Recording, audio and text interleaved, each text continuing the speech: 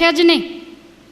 માટે ઊભા થઈ અને આ કામ માટેનું બીડું ઝડપે બધા એકબીજાની સામું જુએ છે. વૈશંપાયન મુનિ કહે છે, હે જન્મેજય, મગધ દેશનો માલિક ઉઠ્યો જબરો જરાસનજી, એટલે બીજા બેસી રહ્યા જેને ઉઠ્યાનું મનજી. કોઈ ઊભું ન થયું. પહેલો જ મગધ દેશનો માલિક જરાસંધ, જેને 20,000 રાજાઓને ગિરિવ્રજના કિલ્લામાં કેદ કરેલા અને શિવનો મહાન ભક્ત એવો જરાસંધ સૌ પ્રથમ ઊભો થયો છે.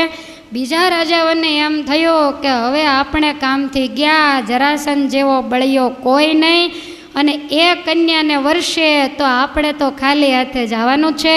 તેમની હોશ રહી હૈયામાં આપણોની સાસો નડજોજી, આપણો ઉઠવાનો વારો આવે ચડતા જરાસન પડજોજી. તમામ રાજાઓ માંડ્યા શાપ દેવા કે આ ઊભો થયો છે એટલે આપણો વારો નહીં આવે, માટે આપણા કંઈક પુણ્ય જો બાકી હોય તો આ જરાસંધને એ ભગવાન અધવચ્ચેથી પાડજો. જરાસંધ તો ઊભો થયો, 2 માતા જેની છે, 2 માતાની કુખે જેનું અડધું અડધું શરીર જન્મેલું આવો જબરજસ્ત બળિયો જળના કુંડાળે જઈને ઊભો, હોઠ કરડતો અને મૂછોને વળ દેતો, વસ્ત્ર આભૂષણને માંડે ઉતારવા એક જબરજસ્ત કચ્છ ભીડ્યો, અને માથે જે કેશ હતા એને બરોબર કસી અને વાળી લીધા છે. કટ્ટી બાંધી એક ભાથો ખભે લીધો, એમાં એક બાણ નાખ્યું અને એક બાજુ ધનુષ્ય ફેરવવામાં આવ્યું છે. કન્યાની સામે આમ ઝરૂખામાં જોયું તો કન્યાનું રૂપ જોતા મનમાં એમ થયું કે મને જો આ કન્યા વરે તો સારું, જેટલું બળ છે એટલું ભેગું કરી અને આજ મત્સ્યવેદ કરીને તમામ રાજાઓના મોઢામાં મારે ધૂળ નાખવી છે. અહંકારનો ભરેલો ઊભો થઈને તૈયાર થયો, પણ કોઈને નમે ખરો. ભીમસેન કહે છે કે મોટાભાઈ જુઓ તો ખરા, જરાસંધ ચડે હમણાં મજા આવશે. એને ભાઈ ચડતા ચડતા પડ્યો હોય તો કેવી મજા આવે. ભીમસેન કહે છે ક્યારેય કોઈનું આપણે ખરાબ ઈચ્છાય નહીં, કદાચ એ કન્યાને વરે તો એમાં આપણને શું વાંધો. દ્રુપદ રાજાએ એ ઈચ્છાથી જ આ સ્વયંવર ગોઠવો છે તો એની ચિંતા ટળે. આ બાજુ જરાસંધ થંભને બાથ લગાવે અને એ જ વખતે જે પેલા સેવકો હતા એ સેવકોએ પાટિયું ખેંચી લીધું અને આણે સુસવાટાબંધ જેમ પવન વાતો હોય એમ કટ કટ કરતો એક પછી એક સ્તંભની ઉપર માંડ્યો ચડવા.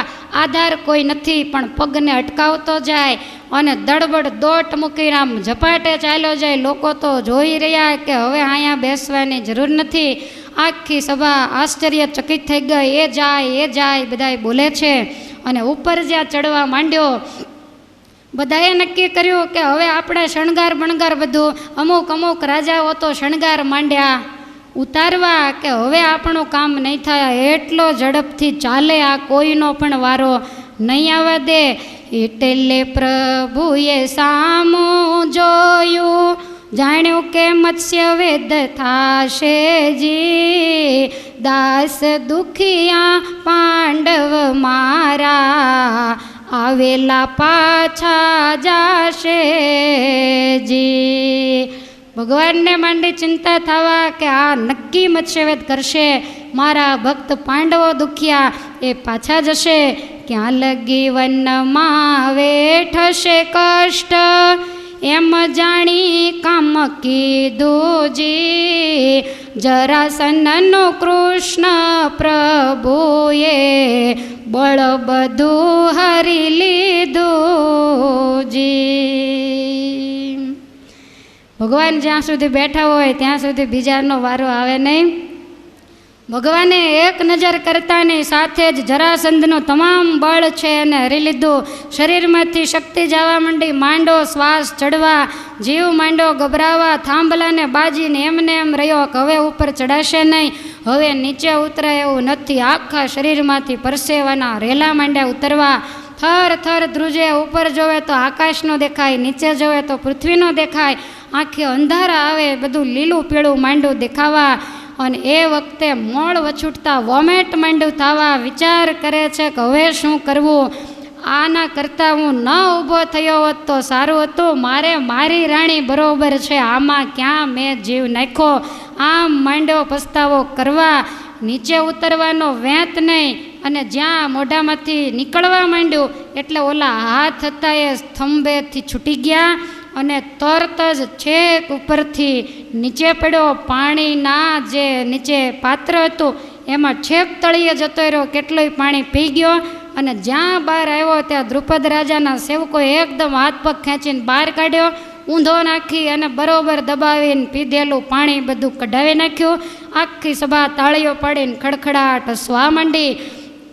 જરાસંધને એટલી બધી શરમ લાગી, દ્રોણિક ગોરે આવી અને કહ્યું કે આ લાકડાનું આસન છે એના ઉપર આવી અને તમે ઉગાડે માથે બેસો.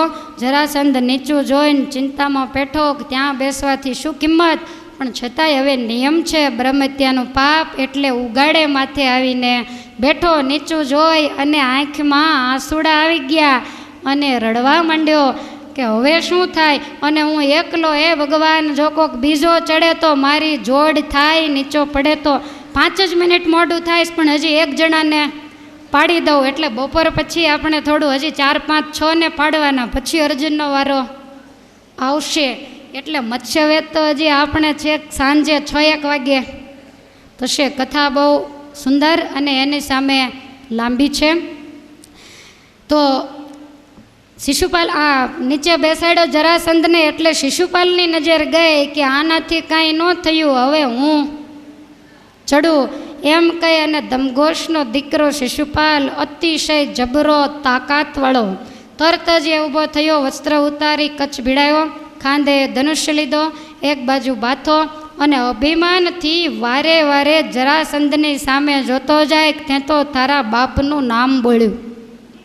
આટલી બધી સભા વચ્ચે ઊભો થઈને તારાથી કામ ન થયું એમ કહી અને પાટિયા પાસે ગયો. સેવકોએ પાટિયા મૂક્યા, પાટિયા ઉપર પગ મૂકી અને થાંભલાને બરાબર બાથ લીધી અને બાથ લીતાની સાથે જ સેવકોએ પાટિયાને ખેંચી લીધું અને એવો માંડો ચડી ચોટ જાણે રસ્તા ઉપર ચાલ્યો જતો હોય એમ દડબડ દોટ મૂકી અને વાયુ વેગે ચડવા માંડ્યો. પાછું વાળીને જોતો નથી, સહેજ પણ ચૂક ન પડે એવી રીતે ડગલા માંડે છે. આખી સભા વિચાર કરે કે આ તો જરાસંધ કરતાંય બળ્યો, માટે આ નક્કી કન્યાને વર્ષે અને ચડવામાં ચતુરાઈ પણ કેટલી છે. અને આ તો મોટા રાજાનો રાજકુમાર, જેના હાથ નીચે 95 અક્ષૌણી સૈન્ય છે, એનો આ માલિક છે. અને ચડતો ચડતો 6 ગાંવ જવાનું હતું, એમાં 4.5 ગાંવ સુધી તો એ પહોંચી પણ ગયો. મનમાં એમ થયું કે હવે કાંઈ 1.5 ગાંવ એટલે હવે કાંઈ દૂર નથી. એનું મચ્છ વિંધવા મન મોયો, તવ જગદીશે સામું જોયો, ભક્તને કાજ કપટ કીધું, એનું બળ પળમાં હરી લીધું. વિચાર્યા વગર તો કોઈ ન જ ચડ્યા હોય, પોતાની તાકાત હોય તો જ ચડ્યા હોય. પણ 4.5 ગાંવ ગયો ને ત્યાં ભગવાનને એમ થયું કે બહુ ઊંચાથી પાડવા કરતાં આટલાથી ઘણોય. એટલે ભગવાને જ્યાં ઉપર જરાક નજર કરી અને તમામ બળ એનું ખેંચી લીધું. માંડ્યો શ્વાસ ચડવા, મોઢે ફીણના ફિસોટા આવી ગયા અને દેખાતું બંધ થઈ ગયું. મનમાં એમ થયું કે અત્યાર સુધી કાંઈ ન થયું ને આ મારી કયા જન્મની કઠણાઈ. તે 4.5 ગાંવ ગયા પછી આટલી બધી માંડી ગભરામણ થવા. ઉપરથી બોલવા માંડ્યો કે દ્રૌપદી, મારે તને વરવું નથી, જ્યાં ત્યાંથી આવ્યો અહીંથી નીચે ઉતરો તો સારું. આ તારા પિતાએ તો કેટલાયને મારવા માટેની આવી ગોઠવણ કરી છે. ફેર માંડ્યા ચડવા, ચક્કર આવવા માંડ્યા, બાન ભૂલી ગયો અને હાથ જે સ્તંભને બાજેલા એ ખુલી ગયા અને ખુલતાની સાથે જ ધડામ દઈને જળની અંદર પડ્યો. કેટલું ઊંચું પાણી ઉછળ્યું, તળિયે જઈ કેટલું પાણી પી અને પાછો આવ્યો. રાજાએ સેવકોને મોકલાવી હાથ પગ ખેંચીને બહાર કાઢ્યો. પી ગયેલું પાણી બધું બહાર કઢાવ્યું આબરૂના કાંકરા થયા. ગોરે માથેથી મુગટ લઈને કાષ્ટનું આસન આપી અને કીધું છે અહીંયા બિરાજો. એટલે ત્યાં જઈને બેઠો. જરાસંધની બાજુમાં બેઠો એટલે જરાસંધ આમ નીચું જોઈને કહે છે કે લગ્ન ક્યારે છે? શિશુપાલને તો એટલી બધી શરમ લાગી, એમ થયું કે આની કરતાં તો ન ગયો હોત તો સારું હતું. ત્યારે જરાસંધ કે શરમ તો મને લાગતી હતી, હું એકલો પડતો તો સારું થયું, આપણે બેની જોડ થઈ, મારા જેવો તું થયો. શિશુપાલ કહે છે કરે રે મેં મારા બાપનું નામ બોલ્યું, પણ હવે શું કરવું? સભાની અંદર સોંપો પડી ગયો, કોઈ પણ ઊભા થવાની હિંમત કરતા નથી. અને હવે શલ્લ રાજા મારવાડ દેશનો માલિક, જે પાંડવોનો મામો, અને એવો જબરજસ્ત પાંડવોનો મામો છે કે 3 મણનો સુરવાળ પહેરે છે, 3 મણ વજનનો. તમે વિચાર કરો એ કેવો હશે. માથે 12 મણની પાઘડી બાંધે છે અને હાથમાં મોટી ગદા રાખે, અને એનો જે જમણો હાથ છે ને ત્યાં 72 મણ વજનનું માંદળિયું બાંધે છે. આવો એ મારવાડનો માલિક શલ એ હવે ઊભો થાય છે. પણ એ કથાને આપણે બપોર પછી લેશું. અત્યારે ભગવાનના મંગલ નામ સાથે કથાને વિરામ આપશું. વરસાદથી ડરતા નહીં, આપણે પણ એની સામે થવાનું છે. આપણે મહાભારતના મંડાણ માંડ્યા અને એણે વરસવાના મંડાણ માંડ્યા. આપણી કથા શુકનિયાળ બની કે રોજ ઉઠીને વરસાદ, નહીંતર આપણે કાયમ વરસાદના સાંસા હોય. માટે બપોર પછી અહીંયા આપણે 5 પાંડવો અને દ્રૌપદીજીનો લગ્નોત્સવ, થોડી વાર રાસોત્સવ, આ બધું આપણે કરવાનું છે. તો બપોર પછી ટાઈમે બધાય આવી જજો. 2 મિનિટ હરિનામ સંકીર્તન અને કથાને વિરામ. બોલો સ્વામિનારાયણ ભગવાન, હરે કૃષ્ણ મહારાજની. યા નિશા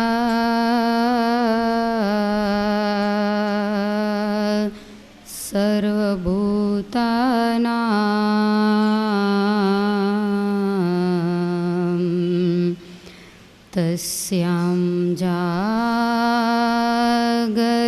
સંયમી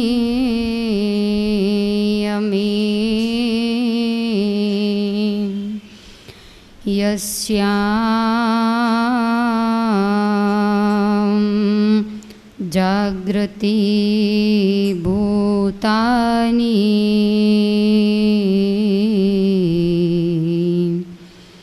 સા નિશા પશ્યતો મુને.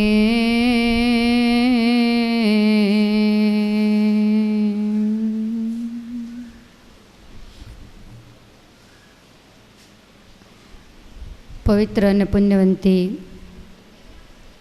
ભરતખંડની આ ધરતી, જેને આપણા ઋષિમુનિઓએ અવતારોની ધરતી કહી છે. ભગવાનના એકાંતિક ભક્તો જેનો ત્યાગ, વૈરાગ્ય, સમર્પણ, સહનશીલતા, ભગવાન પ્રત્યેની નિષ્ઠા, આ બધું જોતાં શત આપણું મસ્તક ઝૂકી જાય. આવા ભક્તોના પગલાં, સંતો અને અવતારોના પગલાં જે પૃથ્વી ઉપર પડ્યા છે, એ આ ભરતખંડની ધરતીમાં મનુષ્ય જન્મ પામી અને આપણે સૌ બળભાગી બન્યા છીએ. ભગવાનના ભક્તોના ચરિત્ર સાંભળતા કોઈ પણ પ્રકારની વ્યવહારિક, સાંસારિક મુશ્કેલીઓ હોય તો આપણે એ તમામ મુશ્કેલીઓ બહુ સામાન્ય બની જાય છે જો કથાને અંતરના ઊંડાણથી અંદર ઉતારીએ તો. ખાલી બેસીને કે હસીને કાઢી નાખીએ તો એવી કથાઓ તો આપણે કેટલીય સાંભળી લીધી, અને છતાંય કથા પૂરી થાય ત્યારે આપણા મગજ ઉપર એટલું બધું વ્યવહારિક, કૌટુંબિક, સાંસારિક ટેન્શન હોય એટલો બધો બોજો હોય. આપણને એવું લાગે કે આ કથા સાંભળ્યાનો કોઈ મતલબ નથી. દવા લીધી હોય ને તોય અમુક સમય તો સારું રહે જ. તો કથા દવા જેટલી અસર નથી કરતી. કોઈ પણ ભગવાન અને ભક્તના ચરિત્રો એની અંદર મન મૂકીને જો ઊંડા ઉતરો તો દરેક વસ્તુ આપણને કાંઈક શીખવાડી જાય છે. ભગવાન વ્યાસનારાયણના એક એક શબ્દો એ સર્વ જીવાત્માઓનું હિત કરનારા છે. પાંડવોનું પવિત્ર જીવન અને એની ભગવાનને વિશે દ્રઢ નિષ્ઠા, એને જોતાં એવું લાગે કે જ્યારે જ્યારે જરૂર પડે અને જ્યારે સ્મરણ કરે ત્યારે ભગવાન એની સામે હાજર થઈ જાય. એનું કારણ શું હશે? તો આટલી મુશ્કેલીઓ આવી છતાંય પાંડવોને ક્યારેય એવી શંકા નથી થઈ કે ઉપરા ઉપર દુઃખ આવવાનું કારણ શું. આવો વિચાર એને ક્યારેય નથી આવ્યો. જે દુઃખ આવે એને ધીરજ રાખી અને તરી જાય. વળી પાછું બીજું દુઃખ આવે તો એને ભગવાનનો આશ્રય રાખી અને તરી જાય. ક્યારેય મનમાં શંકા નથી થઈ કે આનું કારણ શું હશે. અને એ જ વસ્તુ તમે આપણા જીવન ઉપર લઈ જાઓ. ઘરની અંદર કોઈ એક વ્યક્તિ બીમાર પડે, એની દવા બીજું ત્રીજું કાંઈ પણ થાય તો બનવા કાળે એવું બને કે એને સારું થાય ત્યાં કોઈક બીજી વ્યક્તિને કાંઈક તકલીફ થાય. બેને થાય ત્યાં સુધી ધીરજ રાખે, અને જો ત્રીજી વખત કાંઈ થયું તો તમે જ તમારા મનમાં વિચારી લ્યો કે તમે શું કરો. દોરા, ધાગા, બીજું ત્રીજું શું નડતર હશે, આમ હશે તેમ હશે. આપણને આપણા પૂર્વજન્મના કર્મ નડે છે, બીજું તો શું હોય. પણ ભગવાનમાં નિષ્ઠા નથી રહેતી એ પણ કદાચ નડતું હોય.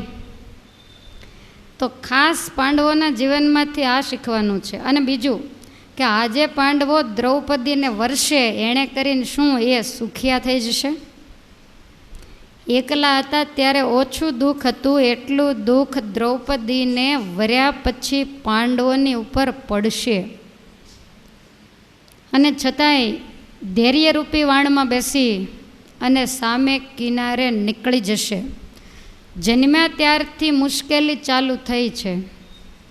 સ્વર્ગારોહિણી પર્વમાં હિમાલય જશે ત્યારે પણ પાપી કળિયુગ એનો પીછો નહીં મૂકે. એમની 125 વર્ષની ઉંમરમાં એમણે ક્યાંય સુખ જોયું નથી. સુખ એક જ વાતનું એમને હતું કે ભગવાન દ્વારિકાધીશનો આપણને આશ્રય છે.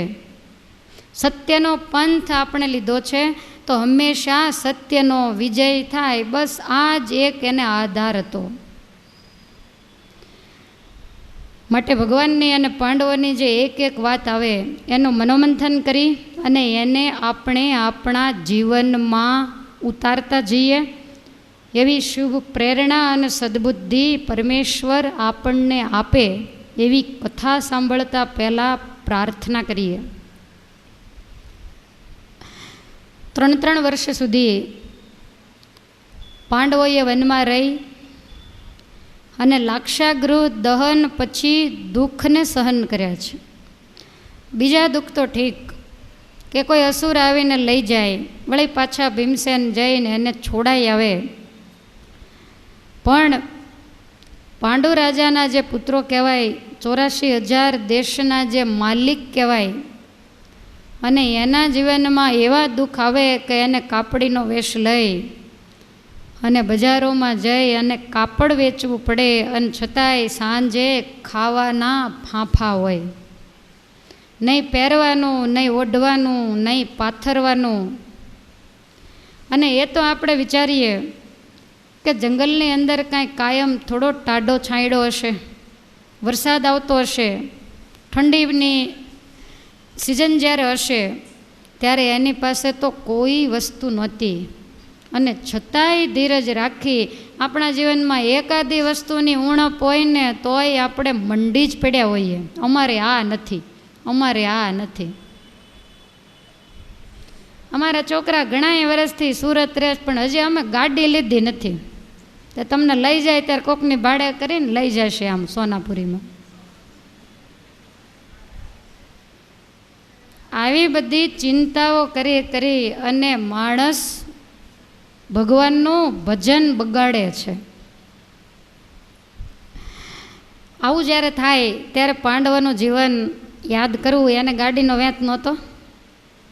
દુર્યોધનની બોચી દબાવી દીધી હોત તો 84,000 દેશના માલિક હતા જ, પણ એણે એવું નથી કર્યું. અનીતિ નહીં, અત્યાચાર નહીં, અન્યાય નહીં, ઠાકોરજીને જે આપવું હોય તે આપે.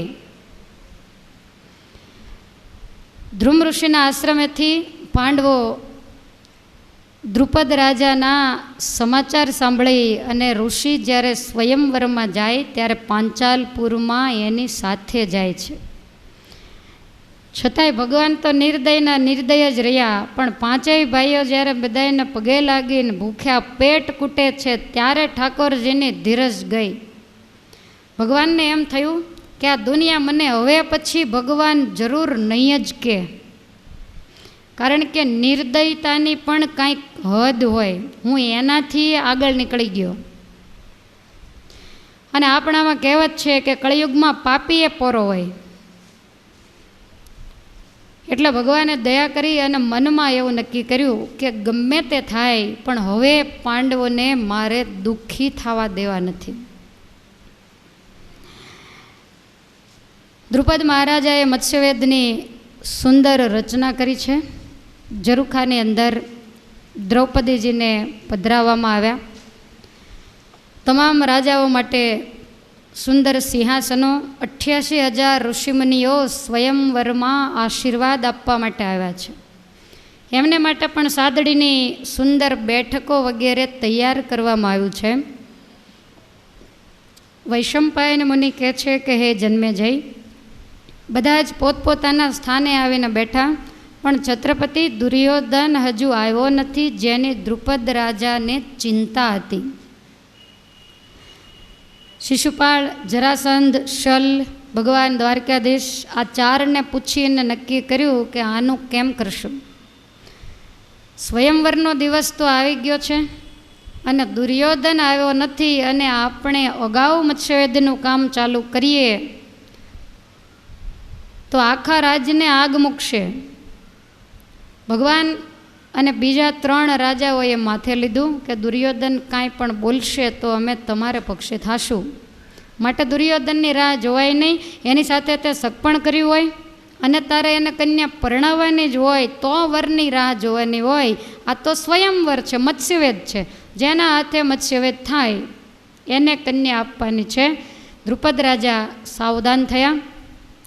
સૌને આસને સૌ ગોઠવાયા. 56 કરોડ યાદવોની વચ્ચે ભગવાન અને બલરામજી મહારાજ એ પણ બેઠા છે. દ્રુપદ રાજા અને તેમના દ્રોણિત નામના જે ગોર છે એમણે મત્સ્યવેદ કઈ રીતે કરવો એના તમામ નિયમો કહી બતાવ્યા. અને દરેક રાજાઓને કહ્યું કે આ નિયમોનો કોઈ કદાચ બળજબરીથી ભંગ કરાવે તો એની માથે બ્રહ્મ હત્યાનું પાપ મૂકું છું. આ લોકો પાપથી બહુ ડરતા. વાતની વાતમાં આવું આવે અને આપણે વાતની વાતમાં સીધી કંઠી પકડીએ. આપણને સોગંદની કાંઈ પડી જ નથી. વાતની વાતમાં મારા હમ ને તારા હમ, આ કોઈ સજ્જન માણસની રીત નથી. તમામ રાજાઓ વિચારમાં પડ્યા કે મત્સ્યવેદનું કામ તો બહુ કઠણ છે. જ્યારે કોઈ ઊભું ન થયું ત્યારે મગધ દેશનો માલિક જરાસંધ ઊભો થયો અને આ જરાસંધ સ્તંભ ઉપર ચડવા જાય. ભગવાનને ચિંતા થઈ કે આ તો બહુ બળિયો છે અને એ જો મત્સ્યવેદ કરશે તો મારા ભક્ત પાંડવોનું શું થશે? એને ફરીવાર વન જવું પડશે અને દુઃખના દિવસો એવા ને એવા જ રહેશે. એટલે ભગવાને જરાસંધનું જોર ખેંચી લીધું અને જરાસંધ વચ્ચેથી જ પડ્યો. રાજાના નિયમ પ્રમાણે કાષ્ટના પાટિયા ગોઠવવામાં આવ્યા છે, એના ઉપર માથેથી મુગટ ઉતારી અને કછોટા પહેરી એને બેસાડવામાં આવ્યો. ત્યાર પછી ચેદી દેશના મહારાજા દમઘોષ અને એનો દીકરો શિશુપાલ 95 અક્ષવણી સૈન્યનો જે માલિક છે, મોટામાં મોટું સૈન્ય હોય તો એ દમઘોષ રાજા પાસે એ વખતે હતું. શિશુપાલ ઊભો થયો. ભગવાને એને પણ અર્ધેથી એનું બળ ખેંચી લીધું અને શિશુપાલ પણ ધરતી ઉપર પડ્યો. દ્રુપદ મહારાજાના સેવકોએ એને પણ કુંડમાંથી બહાર કાઢી પાણી બધું કઢાવી અને જ્યાં જરાસંધ બેઠો છે એની પાસે બેસાડ્યો છે. ત્યાર પછી સભાની અંદર સોંપો પડી ગયો કે આ 2 મોટા બળિયા જો મત્સ્યવેદ ન કરી શક્યા હોય તો હવે તો કોણ બેડું ઝડપશે. અને એ જ વખતે 5 પાંડવના મામા, માદ્રીના ભાઈ, મારવાડ દેશના માલિક શલ્લ રાજા ઊભા થયા છે. મહાબળિયા છે, મલ્લકુસ્તી અને ગદા યુદ્ધના જાણનારા. આપણે એનું વર્ણન સાંભળ્યું એ પ્રમાણે 3 મણનો જે સુરવાળ પહેરે અને 12 મણની માથે પાગ, જમણા હાથ ઉપર 72 મણનું માંદળિયું. હવે વિચાર કરો કે આનો વજન કેટલો હશે. જબરજસ્ત મલ હતા. એ સભાની અંદર ઊભા થયા અને વસ્ત્ર આભૂષણને એક બાજુ ઉતારી નાખ્યા, કટી સુધી ભીડી અને કચ્છ વાળ્યો. બરોબર એક બાજુ ધનુષ અને એક બાજુ બાથામાં એક બાણ લીધું. અને દ્રુપદ રાજાના સેવકોને એમ થયું કે એક પાટિયું જો ગોઠવશું તો આના વજનથી પાટિયું જ ભાંગી જશે. એક સાથે 20 પાટિયા લઈ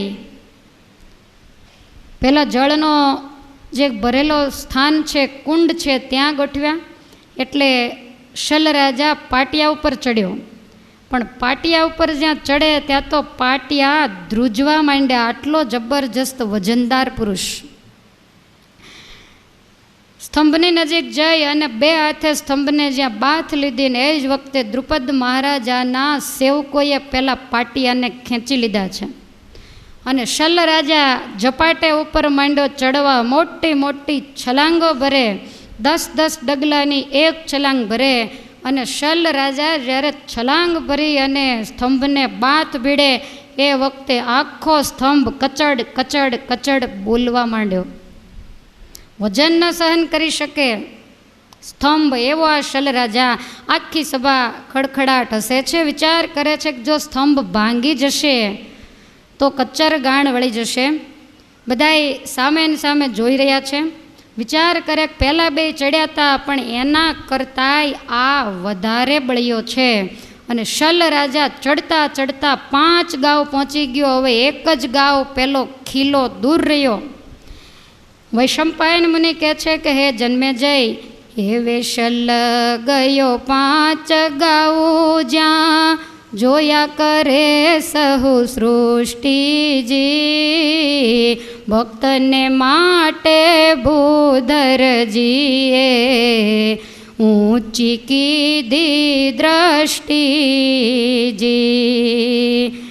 આકર્ષણ બળ શલ્લનું કીધું એટલે તે તરફડ્યો જી.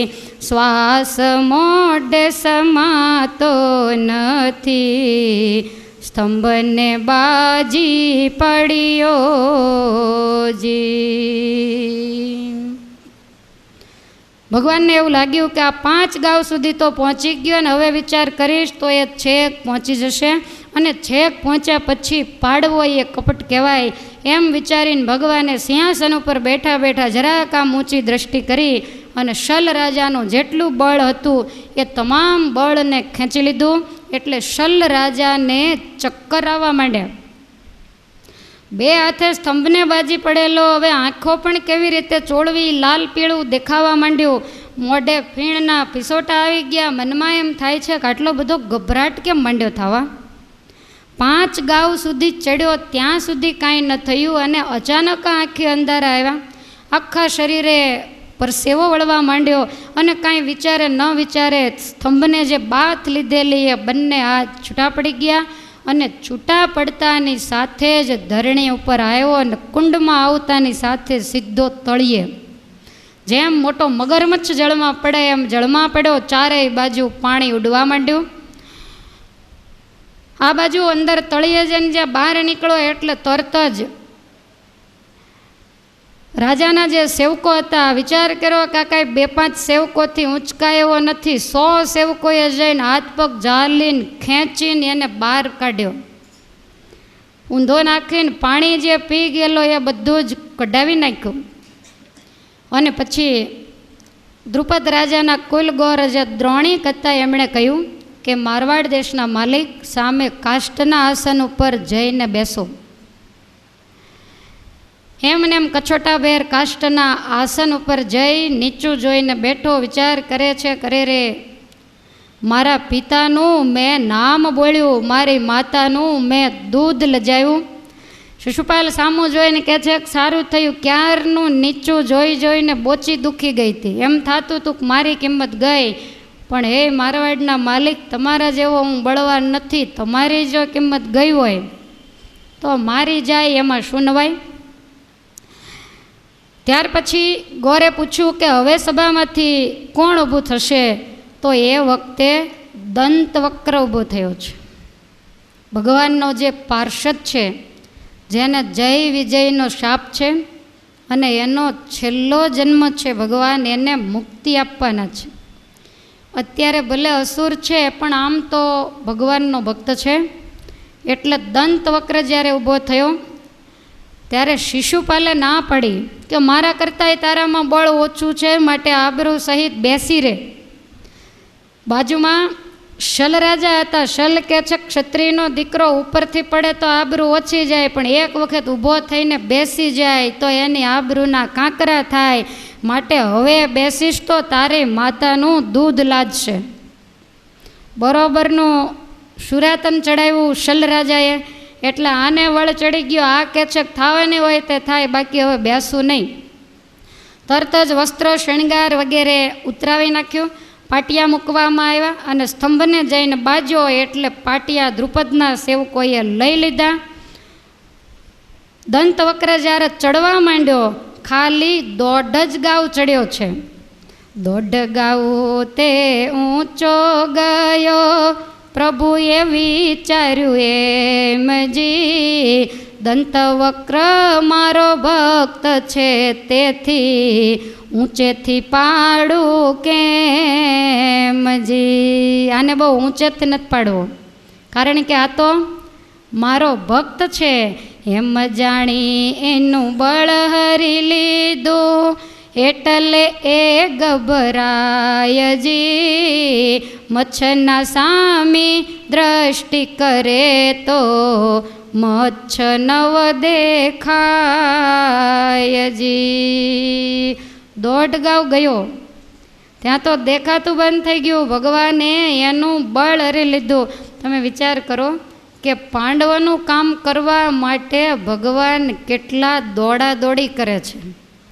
બધાય શાંતિથી બેઠા છે. વધારેમાં વધારે આ સ્વયંવરમાં દોડ્યા હોય તો ઠાકોરજી દોડ્યા છે, એટલે એને ભક્ત વત્સલ કહેવામાં આવે છે.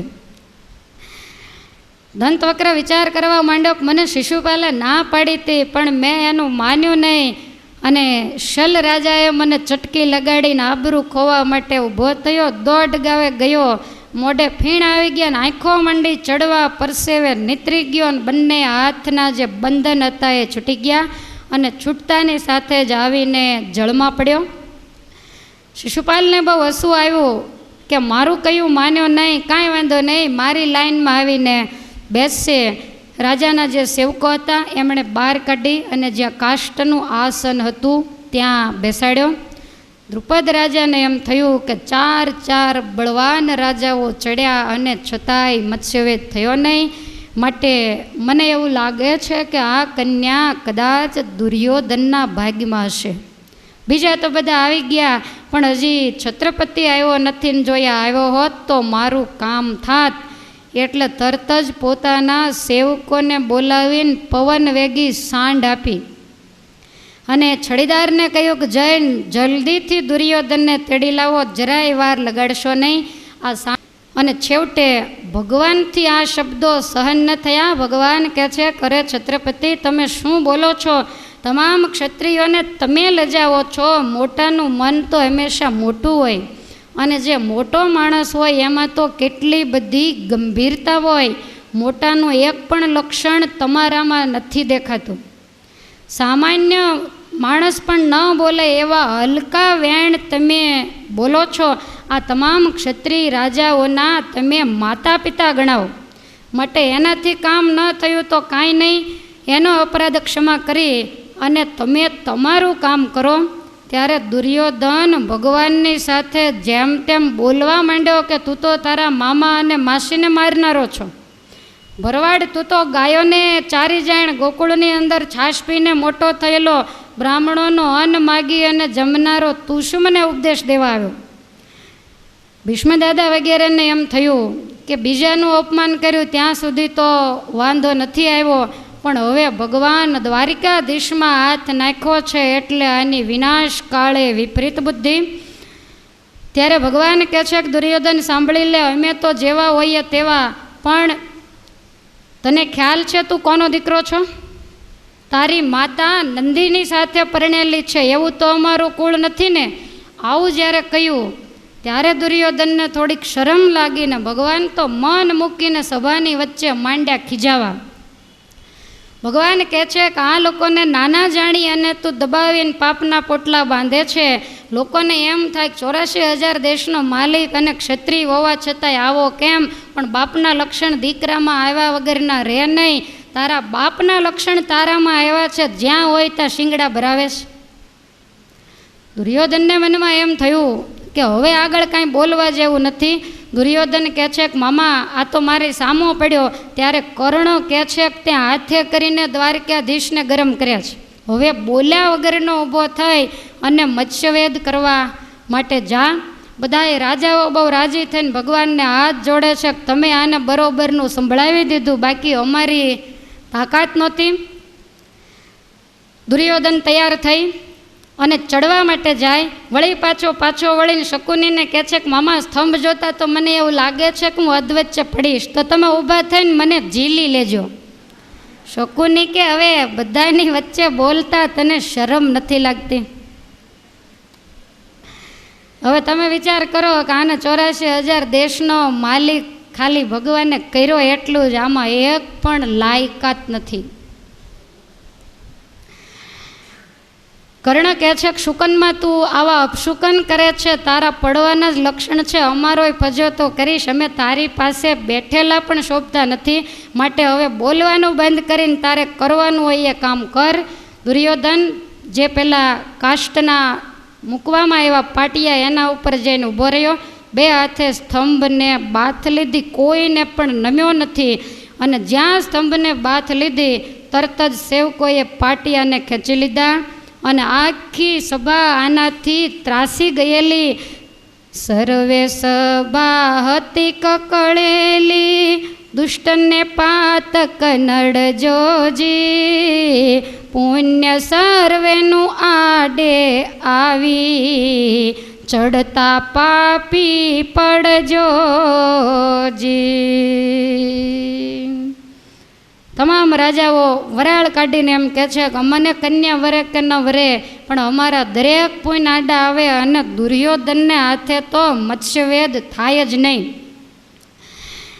દુર્યોધન તરત જ ચડવા માંડ્યો, પણ એવો જબરજસ્ત ઝપાટાથી ચડે છે બધાને એમ થાય કે બોલવામાં તો થોડોક અછકલો લાગતો, પણ તાકાત આનામાં ખૂબ. કારણ કે બળદેવજીએ આને ગદા યુદ્ધ શીખવાડ્યું છે. બળદેવજી મહારાજનો શિષ્ય છે.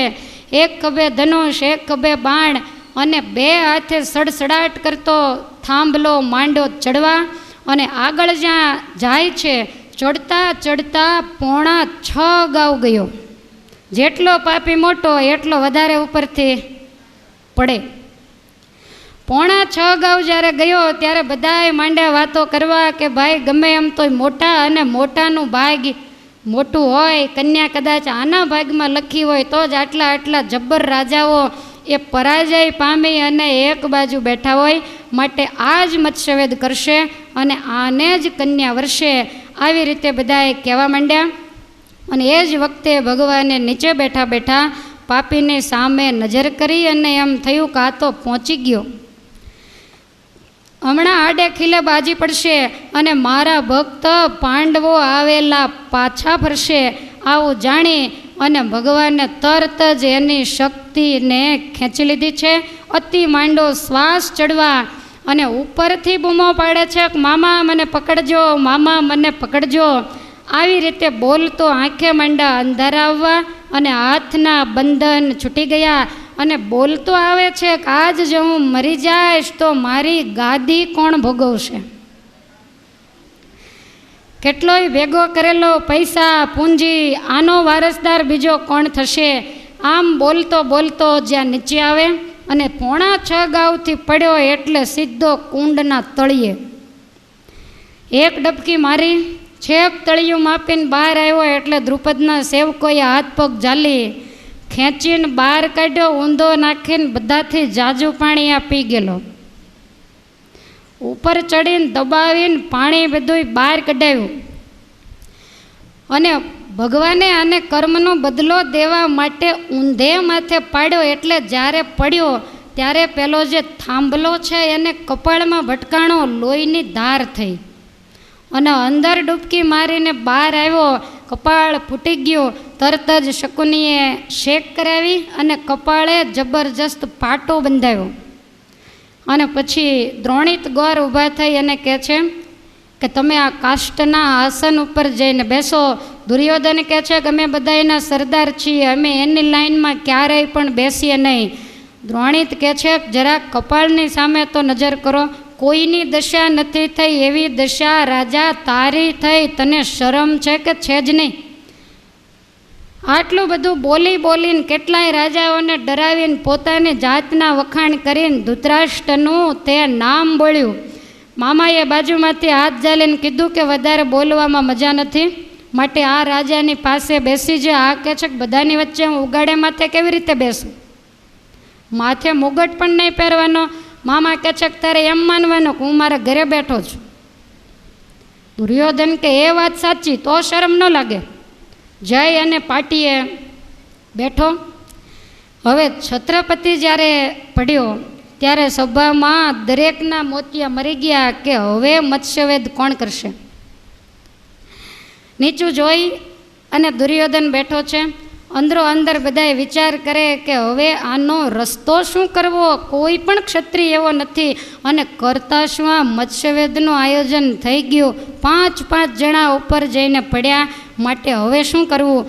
અને જ્યારે દુર્યોધન પડ્યો ત્યારે કર્ણને બહુ દુઃખ થયું કે આટલી ડંફાસ મારી અને છેવટે આ દશા થઈ. કર્ણ વિચાર કરે છે કે મારે તો કાંઈ કન્યા પરણવાની ઈચ્છા નથી, પણ દ્રુપદ રાજાનું કામ થાય એટલા માટે હું ઊભો થાવ. આમ વિચારી અને કર્ણ રાજા ઊભો થાય છે. ઊભો થઈ સ્તંભને વંદન કરી પોતાના જે વસ્ત્ર અલંકાર વગેરે જે હતું એ ઉતારી અને તરત જ કછોટો વાળ્યો. પાટિયું મૂકવામાં આવ્યું અને એ પાટિયા ઉપર પગ મૂકીને સ્તંભને બાજ્યો અને તરત જ દ્રુપદના સેવકોએ પાટિયું ખેંચી લીધું. પણ આ તો ભગવાનનો ભક્ત છે. મનમાં એવું નક્કી કરેલું કે મત્સ્યવેદ કરવું, પણ જો મારાથી મત્સ્યવેદ થાય તો કન્યા મારે દુર્યોધન મારો મિત્ર છે એટલે એની સાથે પરણાવી, મારે કન્યાને પરણવાની ઈચ્છા નથી. કર્ણ રાજા જ્યાં ચડવા જાય ભગવાનને ચિંતા મંડી થવા કે આ તો મારો ભક્ત છે, પણ હજી તો ભગવાન કાંઈ વિચારે ન વિચારે સૂર્યપુત્ર તો જોર ઝપાટે ને સપાટે માંડ્યો ચડવા. અને ચડતા ચડતા 6 ગાઉ જઈ અને સીધો ખીલાને બાજી પડ્યો. ત્યાં સુધી તો કોઈ ગયું જ નથી. અને ખીલામાં બાજી પડ્યા પછી વિચાર કરે છે કે હવે મારે પગ કઈ રીતે ત્રાજવામાં મૂકવા. એટલે નીચું જોઈ અને ત્રાજવા વાયુમાં બે બાજુના આમ ડોલી રહ્યા છે. એ સ્થિર ન થાય ત્યાં સુધી અંદર પગ મુકાય નહીં. ભગવાનને એમ થયું કે હવે આને પાડું, આટલે બધે ઊંચે ચડ્યા પછી મારા ભક્તને પછાડું તો મારે તો અર્જુન કે કર્ણ ડાબી જમણી આંખ કહેવાય, માટે મારે એને પછાડાય નહીં. એટલે ભગવાન વિચાર માંડ્યા કરવા. ત્યારે પ્રભુએ વિચાર્યું એમ રે, હવે કર્ણનું કરવું કેમ રે. ત્યારે પ્રભુએ વિચાર્યું એમ રે, હવે કર્ણનું કરવું કેમ રે. છે ભક્તને વળી દાતાર રે, એને પીડાય નહીં લગાર રે. છે ભક્તને વળી દાતાર રે, એને પીડાય નહીં લગાર રે. નહીં પાડું તો કામ તે કરશે રે,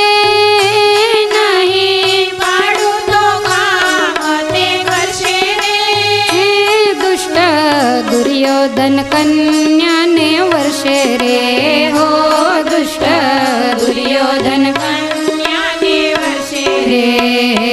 મારા પાંડવો તો પાછા જાશે રે, મારી ધારણા સૌ મિથ્યા થશે રે. મારા પાંડવો તો પાછા જાશે રે, મારી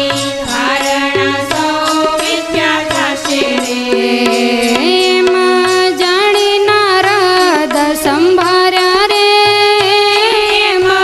જાણી નારદ સંભાર્યા રે.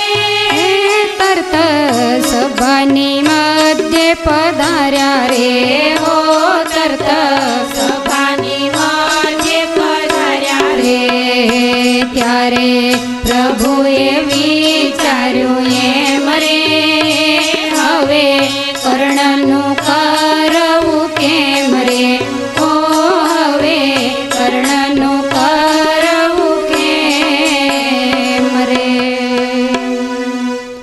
ભગવાન કહે છે કે મારો ભક્ત છે, માટે એને પછાડાય નહીં. અને જો નહીં પછાડું તો મને વિશ્વાસ છે કે જરૂર મત્સ્યવેદ કરશે.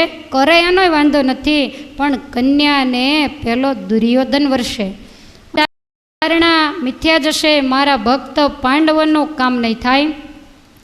એટલે નારદજીને આજ્ઞા કરી અને તરત જ નારદજી આવ્યા છે. ભગવાને નારદજીને પ્રેરણા કરી, એને સાનમાં બધું સમજાવી દીધું. એટલે નારદજી તરત જ દ્રૌપદી પાસે ગયા. દ્રૌપદીએ હાથ જોડ્યા કે મુનિવર કેમ અત્યારે પધાર્યા ને આટલા બધા આવા શુભ પ્રસંગે ઉદાસ થઈને કેમ આવ્યા? આજે તો આનંદનો દિવસ છે. નારદજી કે મને તારી ચિંતા થાય, તને તારી ચિંતા નથી એટલી મને થાય છે. દ્રૌપદી કહે છે કે તમે તો મારા ગુરુ છો એટલે ચિંતા હોય, ચિંતાનું કારણ બતાવો. ત્યારે નારદજી કહે છે કે આ સ્તંભ ઉપર જે ચડ્યો 6 ગાઉ ચડી અને પેલો જે આડો ખીલો છે ત્યાં લટકી રહ્યો એ કોણ છે તને ખબર છે? ત્યારે દ્રૌપદી કહે છે કે મને ખબર નથી. તો કે એ સૂર્યનંદન કર્ણ છે, અને તારી દાસીઓને પૂછીજો એની માં કોણ છે. દાસીઓ કહે છે કે નારદજી અમે તેવું સાંભળ્યું છે કે રાધા દાસીનો પુત્ર છે, બધા એને દાસી પુત્ર કહીને બોલાવે છે. એની કુળહીન જાતિ છે, સૂર્ય એના પિતા છે એવું કહેવાય. બાકી આ દુનિયામાં એનો બાપ કોણ છે એની હજી સુધી કોઈને પણ ખબર નથી. ત્યારે દ્રૌપદી કહે છે કહો એ દાસી પુત્ર હોય તો એને હું કેવી રીતે વરું? એને હું વરું એટલે મારે પણ દાસી થવું પડે, માટે હું તો કોઈક રાજવંશીને વરીશ અથવા તો કુંવારી રહીશ, બાકી દાસી પુત્રને હું નહીં વરું. આવી રીતે કહ્યું. એટલે સેવિકાઓને મોકલી અને દ્રૌપદી કહે છે કે તમે નીચે જઈ અને જોર જોરથી બૂમો પાડો કે જે પુરુષ ઉપર ચડ્યો હોય એ કિંમત સહિત નીચે ઉતરી જાય. બાકી દ્રૌપદી મત્સ્યવેદ કરશે તો એને વરવાની નથી, કારણ કે એણે દાસીનું દૂધ પીધું છે. કોઈ પણ ક્ષત્રિય